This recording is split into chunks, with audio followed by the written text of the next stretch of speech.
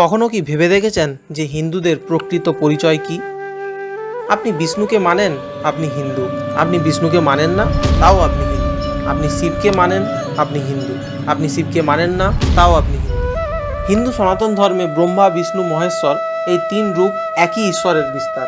তিনি সৃষ্টিও করেন, পালনও করেন, আবার বিনাশও করেন। কিন্তু তিনি রূপ বদলালেও তত্ত্ব বদলান না তার। এমনকি যারা ঈশ্বরে বিশ্বাস করেন না তারাও হিন্দু, কারণ হিন্দু ধর্মে বিশ্বাস বা অবিশ্বাস কোনো বাধ্যতামূলক নিয়ম নয়। হিন্দু ধর্ম শেখায় যুক্তি, তর্ক, প্রেম আর করুণা। শেখায় জীবের প্রতি ভালোবাসা, আবার প্রয়োজনে সমাজ ধ্বংসকারী শক্তির বিনাশও করতে বলে। হিন্দু ধর্ম সর্বজনীন, সবাইকে সঙ্গে নিয়ে চলতে শেখায়। কাউকে হিন্দু ধর্ম বহির্ভূত বলে মনে করে না। এই ধর্ম গঠিত হয়েছে অন্তরের উদারতা দিয়ে, সংকীর্ণতা দিয়ে নয়।